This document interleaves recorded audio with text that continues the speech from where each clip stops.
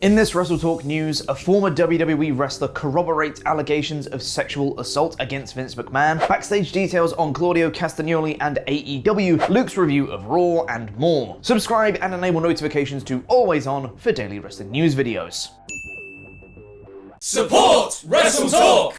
A trigger warning for this section: we will be discussing sexual assault. Skip ahead using the timestamps below if needed. In case you'd forgotten, with all the excitement of the Forbidden Door this past weekend, Vince McMahon and WWE are still under heavy investigation from several law firms and their own internal investigation team currently. However, one allegation from Vince McMahon's past that has resurfaced with all these investigations going on is that former WWE referee Rita Chatterton was raped by Vince McMahon in 1986. This was first made public in 1992 on Geraldo Rivera's talk show. Chatterton was interviewed for the first time in decades by New York Magazine, and as part of that article, for the first time ever, a former WWF wrestler has corroborated this sexual assault allegation. Mario Mancini, real name Leonard Inzitari, spoke on this allegation with the excerpt from the article reading, "Inzitari doesn't use the word rape while talking about what happened, but he describes something that sounds like the conventional definition of that term. Was she taken advantage of? Absolutely," Inzitari says. Was she scared to death? Absolutely. Did she want to do that?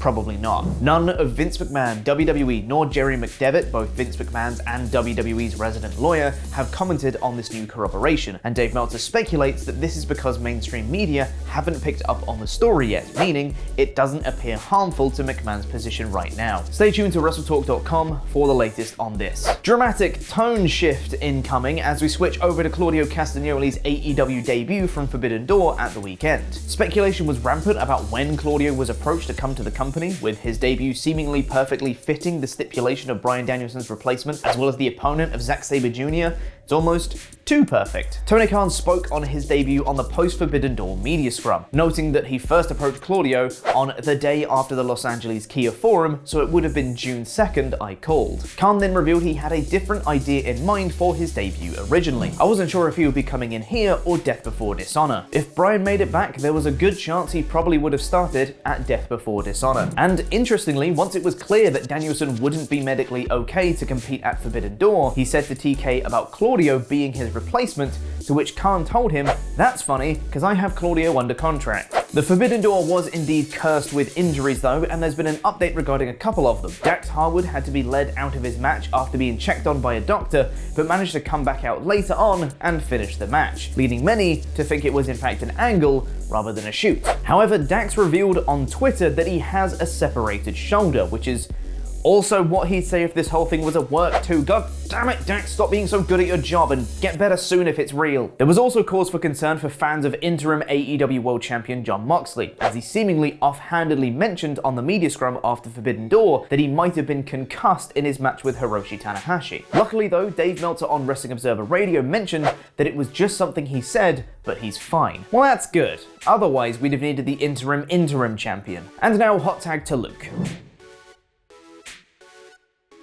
And now it's time for my review of Monday Night Raw, aka bloody hell ain't that John Cena swell, in about 5 minutes. The show opened with John Cena walking into the building, being welcomed by baby faces and heels alike, and it really is weird when WWE do things like that. Why is The Miz so happy to see John Cena? And that is why Becky Lynch is the absolute best, because she used this as an opportunity to further her character, looking dejected and sad because she still isn't closer to getting her title back. And we've seen in the past that she doesn't respect John Cena, so why would she care that he's back? This was very, very cool. John Cena wasn't an entrant in the Last Chance Battle Royal, however, which saw Riddle win and qualify himself for Money in the Bank, even though 2 weeks ago we established that Riddle cannot challenge Roman Reigns for the title. I got an email from a viewer last week saying that maybe they'll do a story where Riddle wins but can't cash in on Roman, so it then becomes this countdown clock of Riddle waiting for his chance to cash in Money in the Bank before it expires. That's a really great storyline, and if that's what they're doing, it would be really cool, but I think the more likely reality is they've either forgot they set up that stipulation or they simply don't care. This was a fun battle royal and featured a fabulous ending sequence with Miz and Riddle, which really made the crowd think that Miz was winning before Riddle hit an RKO on the apron to eliminate him. Also, despite turning babyface a couple of weeks ago, Dolph Ziggler was a heel again here, teaming with The Miz in parts of the match. Okay. They then told us that the previously announced match between Ezekiel and Kevin Owens for the final spot in Money in the Bank would take place another time. I hope that other time is this coming Friday, as Money in the Bank's the day after, and I think it will be too late to do a qualifying match for Money in the Bank next week. It also means that there's one more spot in the Money in the Bank ladder match. WWE was so happy to have John Cena back that they bought him a bunch of cameos, including Shawn Michaels, Trish Stratus, Booker T, Triple H, AEW's Paul White, and AEW's Bryan Danielson. Yeah, you heard some of those names right. I can't believe they managed to get Booker T either. And he didn't say anything extremely stupid. Montez Ford beat Jey Uso in a quick match ahead of their tag match this weekend, which is another loss for the undisputed tag team champions. The Judgment Day continued their downward spiral to the bottom of the card by setting up a feud with the Mysterions. I'm pretty sure Damian Priest doesn't regret his decision to side with loser Balor. And we got a video package for John Cena, which was then followed by another video package for John Cena. The Miz was a guest on Kevin Patrick TV next, where he announced that he'll be teaming with Logan Paul at SummerSlam. Now I know what you're thinking. Didn't Miz turn on Logan Paul at WrestleMania? Well, he sure did, and I'm pretty sure that's the story here. Miz thinks he's in a tag team with Logan Paul, but then it will be Miz versus Paul at SummerSlam. At least, I hope that's what the story is and we don't just get them tagging again. Miz then had a match with AJ Styles, which he lost by a lame countout. AJ and Miz were also in the Battle Royal earlier, which begs the question, where's the rest of the Raw roster? Oh yeah. WWE got more cameos for Cena next, including Kurt Angle, Randy Orton, JBL, Stephanie McMahon, Steve Austin, and AEW's Chris Jericho. Yeah, you heard one of those names right. I can't believe they got WWE CEO Stephanie McMahon either. She really is the CEO of this company right now. Wink.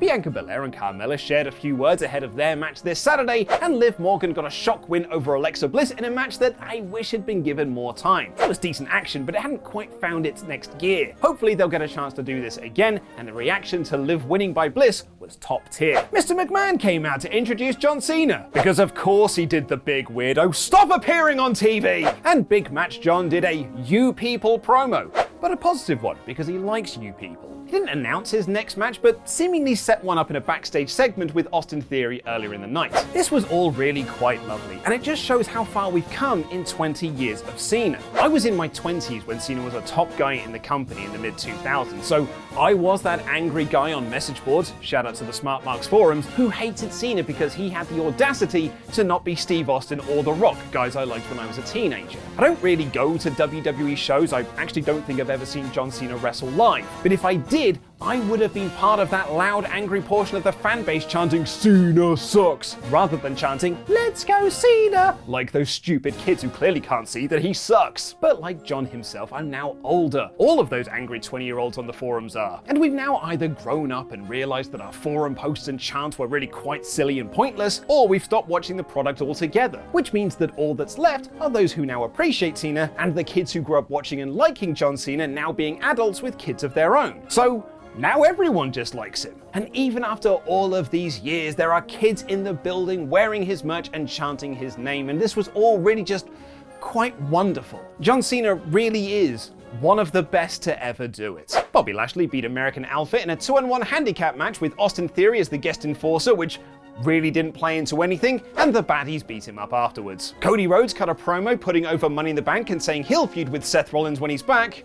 He's going to be the final man in the match, isn't he? And the main event saw Becky Lynch versus Doudrop versus Nikki ASH versus Tamina versus Xia Li versus Shayna Baszler in an elimination match for the final spot in Money in the Bank. This only got 10 minutes, so a lot of the eliminations happened very quickly, but it really was quite a decent little match. Becky Lynch eliminated Xia Li and Nikki, while Doudrop took out Baszler and Tamina, which nicely brought the two strongest forces together. And Becky won with a manhandle slam from the second rope. I really thought that WWE might explore the Becky downward spiral a bit more by not having her on the card, and it would have been awesome to see Doudrop in Money in the Bank, but having Becky on the pay-per-view is probably more important. This was the go-home edition of Raw for Money in the Bank, but it felt like the Cena thing was the more pressing thing on the show. But it still really was a decent edition of Raw, and all the Cena stuff was very nice. This week's Raw is 3 out of 5, or maybe even 4 out of 5.